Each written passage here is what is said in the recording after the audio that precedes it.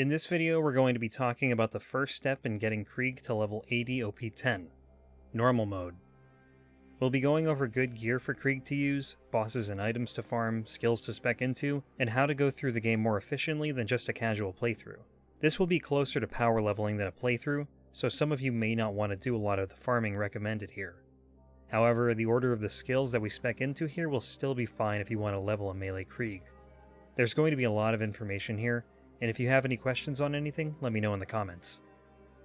With the addition of the Fight for Sanctuary DLC, you can now skip 95% of normal mode by creating a level 30 character. But keep in mind that if you do this, you will still start in normal mode at the beginning of the final story mission, which will be covered at the end of this video, and there might be something there that will help you out. Also, I don't recommend creating a level 30 character if you have never played the game. You will want to play through normal mode in order to learn your character and get a feel for how they work before being plunged into the deep end. Now we're going to be leveling with a melee Krieg build, which in my opinion is a lot easier to level with than a gun build. It's a lot less gear dependent than other builds, and you'll get to make use of your action skill which most gun builds don't use. Next, this is primarily meant for solo play, but you can still do this co-op. It's a little more inconvenient because there is a fair amount of farming. A lot of these bosses are still good to farm for XP, and the gear recommendations will still be fine for solo or co-op. We will look at a few skills that will have an impact in co-op play, and we'll go over how they work as we level up to spec into them. Also, if you are not playing Krieg, a lot of this information will apply to all characters except for some gear recommendations and obviously what points to spec into. The general order of what to do can be done by any character. Next, this guide will assume you have all of the DLCs. We won't be covering much of the DLCs in normal mode, but we will down the road on the way to max level. I think most people have them by now, and the Handsome Collection comes with them all. Lastly, I want to mention an item that you will probably have when you start a character at level 1 or level 30, the Contraband Skyrocket. It's a grenade that arcs upwards when you throw it and causes an explosion of fireworks. You will want to keep this one for a while and to get used to its trajectory. It's very good for bosses that aren't resistant to fire and scales with your level, so it's useful in both normal mode and TVHM. If your version of the game does not have one, because not all may, you might face more of a challenge, but you can still manage with Tesla grenades in most cases. If you do want to use another grenade, just don't sell your Skyrocket. One thing to be careful of is that you can easily down yourself with this grenade. I can't stress this enough, just get used to throwing it. You need to aim at the ground and don't throw it at anything directly in front of you, or you will go into fight for your life. It's a high-risk, high-reward grenade. Starting from level 1, we'll run the story as normal. You start in Windshear Wastes with the quest Blindsided.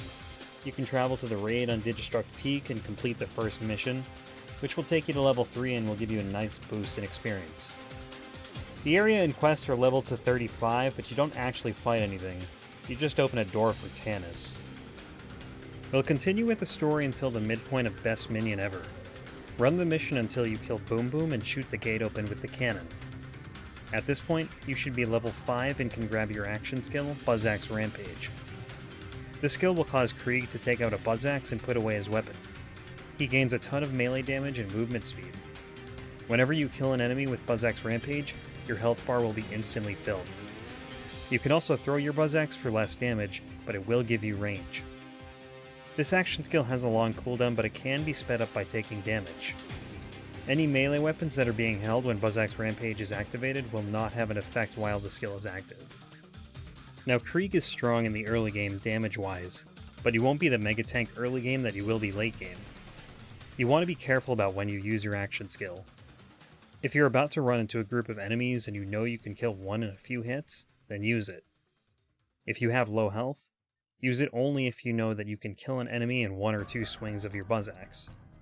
Again, with low health, try to use it when you get close to an enemy. If you activate it from too far away and go down before you get to an enemy, it may be hard to get a second wind. And if you do revive, you'll have to wait for the skill to cool down before you can use it again. Timing is everything with this skill. After you grab Buzzaxe Rampage, you should be able to use it to take down Boom Boom. Farm them until level 7. At level 6 until level 10, spec into Empty the Rage in the Mania tree. This skill will improve your melee damage by 4% per point, and will increase it further by 10% per point when your magazine is empty or your shield is down. This will be the first big boost to your melee damage. It will be hard at first to take advantage of the extra 10% unless you run around with an empty mag, but you'll get some skills later that will help keep your shield from recharging quickly. After hitting level 7, proceed through the story and get to Sanctuary and complete the mission Plan B to unlock Hunting the Firehawk. From here, before you go to Frostburn Canyon, go to Three Horns Divide and farm Savage Lee, who can be found right before the area where Corporal Reese was being attacked by psychos. The goal here is to get an Unkempt Herald, which is a legendary Torque pistol. This is a very strong gun that can carry you through the early and middle parts of normal mode, but the projectile speed might take some time to get used to. You will get experience while you farm this and should hopefully have one by level 10. If you are unlucky enough to have to farm for an Unkempt Herald until level 11, you'll want to spec into Fuel the Rampage. Take this skill from level 11 to level 15. This skill will increase the cooldown effect on your Buzzsack's Rampage when you take damage by 20% per point, and will increase it further by another 20% per point when you take health damage. This skill does have a negative effect in that you can now be damaged by teammates if you are playing co-op. You will take 50% damage with 1 point in the skill, and it will decrease by 5 for every additional point. This skill is meant to help you get Buzzsack's Rampage back faster, but as we'll see later on, it will become mostly obsolete. When you enter Frostburn Canyon, keep following the mission objectives until you get to a cave. Just past the entrance to the cave, there will be a fork. You'll want to go to the left and continue until you get to a small pool of water with a gun in it. This is a Lasco, a unique doll SMG. It's a high DPS SMG that will always spawn here whenever you enter Frostburn Canyon. Because of this, you can actually exit and re-enter the area over and over to get multiple versions of this gun to spawn. This is a good one to have, especially if you run out of pistol ammo. Once Lilith is back in Sanctuary, complete the quest In Memoriam. During this quest, you will kill a rat named Bull who is working with Hyperion and has a chance to drop a fastball, which is a very powerful grenade that must make direct contact with an enemy to damage them. You can farm him for this after you complete the quest. Ideally, you'll want an explosive fastball, but any element will work fine in normal mode. I wouldn't say this is a necessary pickup, as Contraband Skyrockets are very strong in normal mode and always scale with your level, but you can try for one if you want. For the next story mission, A Damn Fine Rescue, you will travel to the Dust and meet Ellie, who will tell you how to get the right car that you need to enter the Bloodshot Stronghold. Before you enter the Bloodshot Stronghold, you will kill a nomad named Badmaw. Kill him and then enter the Bloodshot Stronghold and buy ammo at the vendors in the entrance. From here, turn around and leave the Bloodshot Stronghold through the entrance. Badmaw will have respawned for you to kill again. When you kill him, save and quit and then respawn into the game. Badmaw will have respawned for you to kill him again. Repeat until you are level 12. You should be able to throw either a skyrocket or a fastball at him and finish him off with a gun, ideally a Herald if you have one. If he gets staggered, try to kill him with Buzzsack's Rampage. After hitting level 12, continue with the story mission and rescue Roland. After this, when you return to Sanctuary, talk to Tannis to pick up the mission Splinter Group. Pick up the pizza from Moxie's and return to the Bloodshot Stronghold. There is a second area not far from the entrance that you can now enter. Continue to the end of this area to find an intercom where you will alert the rats that you have their pizza. Then kill them, ideally with the skyrocket, as it can one-shot them. If you can't get one-shots on all of them, whoever is left will spawn at the end and you can use your Buzzsack's Rampage to kill them all. And don't forget Flinter at the end for some more XP in a chest. You can re-farm the rats without turning the mission in to Tannis. Farm the rats until level 15 and then turn in the mission for the Rock Salt Shotgun. This is a decent bandit shotgun with a fast reload speed that should help you out if you're struggling to find decent weapons. Now, we haven't talked about any gear that would be good on Krieg other than a few uniques and legendaries. If you're leveling a melee Krieg, you'll be fortunate in that you will be less gear dependent than other characters.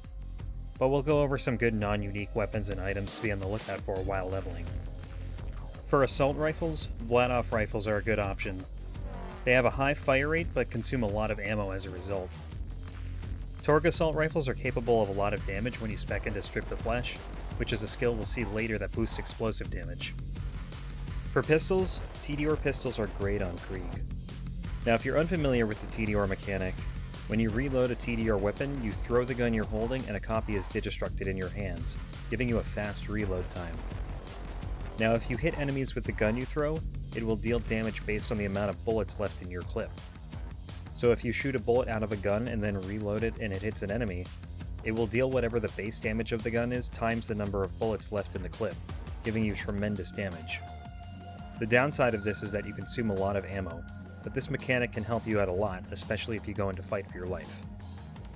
Hyperion pistols are also nice. They're really easy to hipfire as their accuracy improves the longer you hold down the trigger. Torgue pistols can be tough to use because of their slow projectile speed, but they will be buffed by Strip the Flesh. Flat-off pistols are another great option as they generally have high fire rates.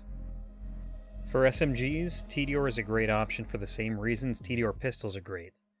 Non-elemental ones will get their damage boosted by Strip the Flesh. Hyperion SMGs gain accuracy as you hold down the trigger, like Hyperion pistols and other Hyperion weapon types. Malawan SMGs will always spawn with an element if you are looking for elemental damage. For shotguns, Torgue is the best option and becomes even better when paired with Strip the Flesh. Jacob shotguns are capable of dealing high damage and are best utilized from point-blank range. Hyperion shotguns are better if you need more range or are dealing with airborne enemies. Non-elemental Tediore shotguns will also be good with Strip the Flesh. Like other Tediore weapons, you want to hit enemies with the gun you throw when you reload. For rocket launchers, a bandit launcher is ideal if you can find one. These will have a high mag size and shoot 3 projectiles for the cost of 1 ammo. Torgue rocket launchers are also a good option. They will always spawn an explosive damage and deal the highest damage of any rocket launcher. The downside of these launchers are the slow projectile speed and smaller mag size along with a longer reload time. Flat-off launchers are weaker than the previous two, but they have a much faster fire rate and only consume 2 ammo for every 3 shots. The E-Tech Flat-off launcher, called a Topnia, is a very strong launcher that you will want to take if you can find one.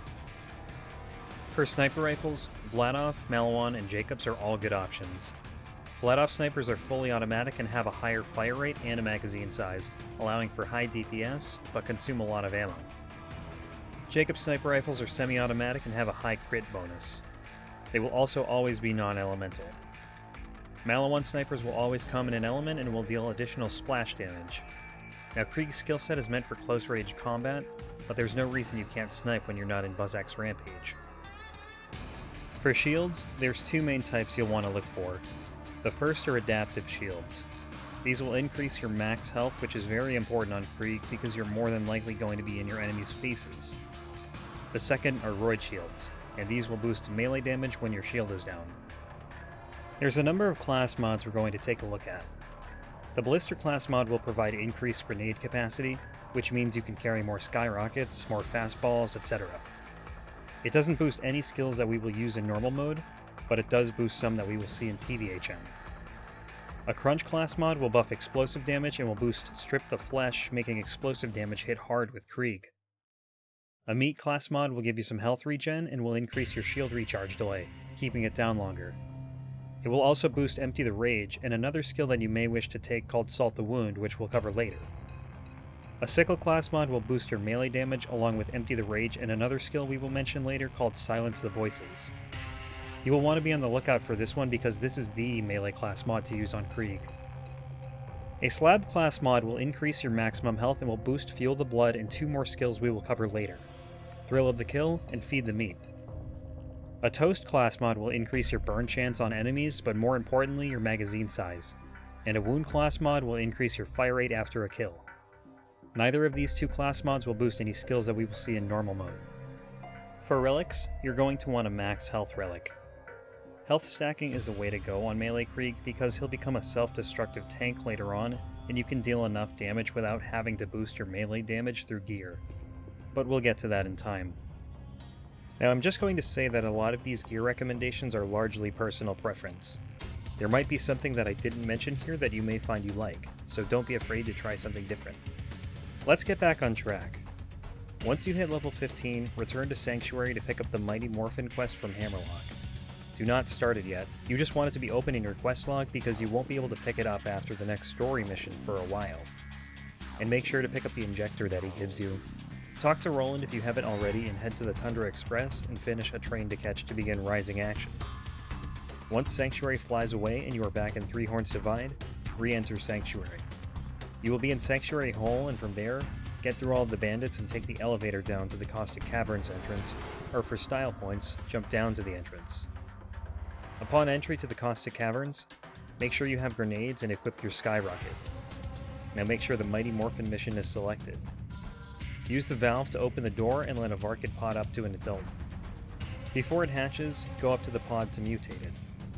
A mutated badass Varkid will spawn from the pod instead of an adult Varkid, which you can use your Skyrocket to kill. Now this is important.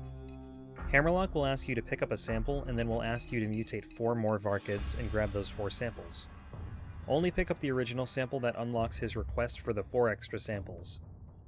It's okay if you accidentally pick up 1 to 3, but as soon as you pick up the 4th one, you will not be able to farm the Varkids, and we will be coming back to this later, so try not to pick any up. Farm the Varkids until level 16. With this farming method, I recommend fighting 2 to 3 mutated Varkids at a time, at least until you become more comfortable with this method. Any more and it might be a struggle to stay alive. At level 16, throw a point into Thrill of the Kill. This skill will return health to you based on the overkill damage that you deal and how much health you have. With 1 point, it will return up to 50% of the overkill damage you deal. This has really good synergy with fastballs and Contraband Skyrockets, as well as rocket launchers because they can all provide a ton of overkill damage. It will give you a form of sustain until we spec into the capstone of the mania tree. We're only going to throw 1 point in here because this skill has diminishing returns. Your first point here will give you up to 50% of overkill damage, and your second point would only add another 10%. After hitting 16, continue with the story until you make it back to Sanctuary. Once you are back in Sanctuary and have talked to Roland, go to the Sanctuary bounty board and pick up the Clan War quest. This is the first in a series of quests that run mainly between the Dust and the Highlands that we want to complete. Run the quest line until you get to the Zaffords vs. Hodunks mission that Ellie gives you. Before you pick this quest up, travel to Lynchwood to activate the fast travel station. Then travel back to the Dust and pick up the quest. Then travel back to Lynchwood again, and then back to the Dust through the train waypoint. You'll spawn right in the middle of the showdown. Now if you save and quit, you'll spawn in the middle of the showdown with no train behind you.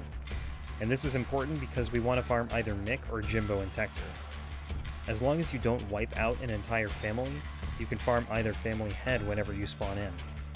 I recommend farming Jimbo and Tector first for a Slaga. After that, you can go for a Maggie for Mick. You'll want to farm this until 21.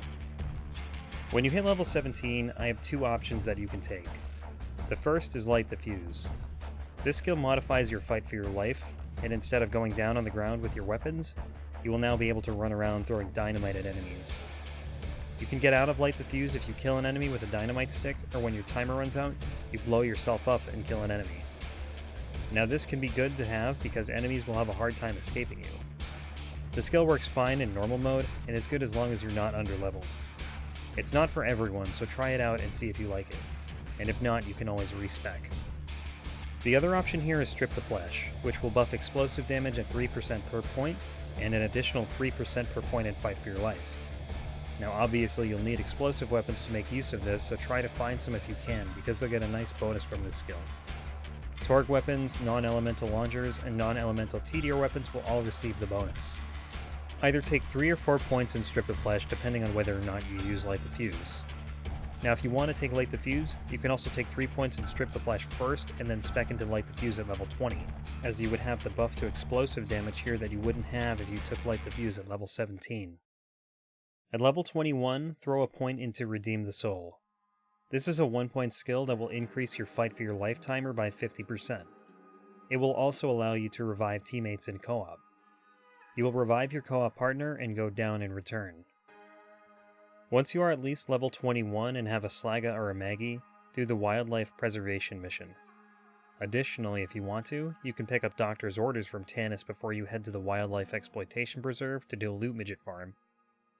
If you're not familiar with this, there is a room you can farm loot midgets in near the spot that you will find Bloodwing's Feather as long as you don't pick up any of the echoes Tanis wants you to collect for the mission. When you get to Bloodwing at the end, the Slaga or the Maggie can handle the fire phase, and the Skyrocket can take care of the shock and corrosive phases. By the time you complete the mission, you will likely be at or around level 22. From level 22 through 25, spec into Feed the Meat. This skill will increase your health by 10% per point and your shield recharge delay by half a second per point. This skill has really good synergy with Roid Shields, as it will take longer for your shield to come back, and health stacking is a very good option on Krieg. Next, we're going to run the story all the way to the end of the Man Who Would Be Jack set in Opportunity. When you finish the Once and Future slab, you will get an option between a rocket launcher and a Roid Shield. The Roid Shield can be nice to have, but the rocket launcher might be better for the constructors up ahead. If you feel like your melee damage is sufficient, then take the rocket launcher and hope it's explosive. Otherwise, take the Roid Shield. At this point, we're going to go back to the Caustic Caverns to farm mutated Varkids until level 24, as the next story quest jumps up a bit in level. Just repeat the same method as earlier with the Varkids and try not to pick up any of the mutated samples. Thrill of the Kill will help out here with healing, as you can get tremendous overkill damage on the larval Varkids with the Skyrocket. Next, we're going back to Thousand Cuts for the quest Where Angels Fear to Tread. Hopefully by this point you'll have a good corrosive weapon, because there will be a lot of armored enemies up ahead, along with Bunker. Check the mutated Varkid drops because they can give you what you might need. The constructors can be tough, but just be patient with them and take cover from their attacks. After completing the quest and being teleported back to Sanctuary, yet again we're going back to farm mutated Varkids, this time until level 26. I didn't mention this before, but the reason we can keep doing this is because the Caustic Cavern scales to the story level. If we were to try this in the Tundra Express, it wouldn't work as enemies would be around level 15. So this farm, while it can be challenging, is one of the best in the game. At level 26, I'm going to go over 2 skills and you can choose which one you want to take. The first is Silence the Voices, and I recommend 5 points here. This skill will give your melee damage a large increase at 50% per point. The downside to the skill is that you will now have a 12% chance to hit yourself. This can be very frustrating for a lot of people because you can get chains of melee swings where you hit yourself in the face and down yourself. Or maybe you're trying to melee and fight for your life, but you keep hitting yourself instead. I recommend trying out this skill and seeing whether or not it's for you. The other skill I'm going to recommend here is Salt the Wound, and only take this if you do not like using Silence the Voices. I recommend 4 points here and 1 additional point in Feed the Meat for a total of 5 there, which will get you to level 30. Salt the Wound will give you up to 20 stacks whenever you take damage while your shield is down that will increase your shotgun and melee damage. Each stack will give you an additional 1% shotgun damage per point and 1.5% melee damage per point. After hitting level 26, you'll want to continue with the story and do Toil and Trouble. The Skyrocket will help for the ambush commanders, and you should be fine using melee to take all other mobs out. For the buzzards in this map, try to keep an on-level or near-on-level corrosive sniper rifle. After reaching the Arid Boneyard, go back to the Caustic Caverns to farm mutated Varkids yet again, this time to level 28. At level 28, go back to the Arid Boneyard and continue the quest data mining. When you reach the Arid Badlands, make sure to visit the Firestone bounty board and pick up the quest Uncle Teddy. Pick up the echoes and then the blueprint out of the vendor, and then save and quit. Now if you are on PC, you can switch to read only in order to farm a non-fire Lady Fist. If you are on console, either cross-save farm or use a second controller, whatever method works for you. This weapon will be very helpful in the final fight against the warrior, who is resistant to fire. Continue with data mining until you get to Saturn. You can try to kill him if you want. There's no easy way to do it as he's just a giant ball of health. Or you can try to run past him. If you stand on the elevator and then activate it when Saturn drops down from the bridge, you can run away from him before he gets back on it. Once you access the terminal, go back to Sanctuary and turn in the mission. If you create a new level 30 character, this is the point in the game you will start. The only thing you will want to do is grab a non-fire Lady Fist from the Arid Badlands and be spec'd similarly to what is shown here, and you should be okay to proceed with the final mission after that. Head to the Iridium Blade with Claptrap to begin the final mission. There are a lot of loaders on the way to Jack, but your main threats will be RPG loaders, the lone super badass loader, and the super badass constructor. Kill Jack and then you will fight the warrior. You can shoot the Lady Fist at the warrior's mouth to land crits without having to break open its chest. If you run out of ammo, there are ammo crates that can spawn all around the warrior's arena. Once you beat the warrior, you have completed normal mode. If you started at level 1, you should be at or near 30 and your skill tree should look something like this. Some skills may vary depending on your preferences. You can now start true Vault Hunter mode. where enemies will have twice the health. We're not quite done with normal mode yet, but we'll save that for the next video. Anyways guys, that's going to do it for this one. Hopefully it makes your normal mode experience a little less painful. Thanks for watching guys, I'll see you in the next one.